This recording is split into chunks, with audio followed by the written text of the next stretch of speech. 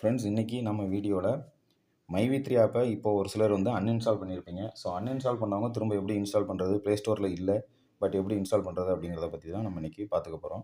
இப்போ மைவி3 ஆப்பு இன்ஸ்டால் பண்ணியிருக்கிற நியர்பையில் பக்கத்தில் யாராவது உங்களுக்கு இன்ஸ்டால் பண்ணியிருக்கிறவங்க இருக்காங்க அப்படின்னா அவங்க மூலமாக நீங்கள் இன்ஸ்டால் பண்ணிக்கலாம். உங்கள் மொபைலில் இருக்கிற ஏதாவது ஒரு ஃபைல் மேனேஜர் வந்து நீங்கள் ஓப்பன் பண்ணிக்கோங்க. நீங்கள் ஃபைல் மேனேஜர் ஓப்பன் பண்ணிட்டு ஃபைல் மேனேஜரில் ஆப்னு ஒரு ஆப்ஷன் இருக்கும். ஸோ அதில் போனீங்க அப்படின்னா உங்கள் மொபைலில் இன்ஸ்டால் ஆகிருக்கிற எல்லா ஆப்ஸுமே காட்டும். ஸோ இதன் மூலமாக பண்ணும்போது பக்கத்தில் இருக்கிறவங்கன்னு இல்லை, ஒரு வாட்ஸ்அப்பு, டெலிகிராம் மூலமாக கூட நீங்கள் ஷேர் பண்ண முடியும்.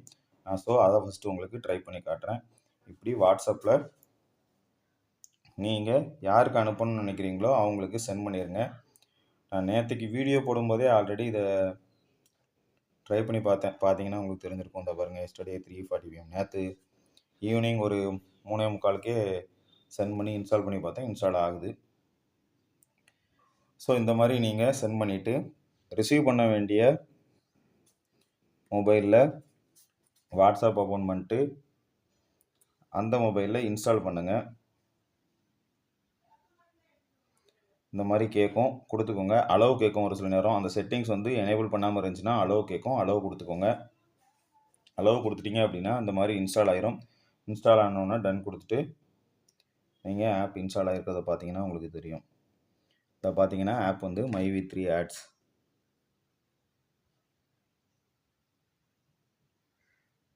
பாருங்கள், ஆப் வந்து இன்ஸ்டால் ஆகிட்டு.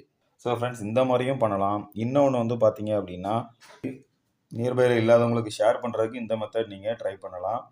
அப்படி இல்லை, பக்கத்தில் இருக்காங்க அப்படின்னா அவங்க மூலமாக ப்ளூடூத்தில், அப்படி இல்லைன்னா ஷேர் இட்டு, அப்படி இல்லைன்னா ஷேர் மீ, அதன் மூலமாகவும் நீங்கள் வந்து ஆப்பை வந்து இன்ஸ்டால் பண்ண முடியும்.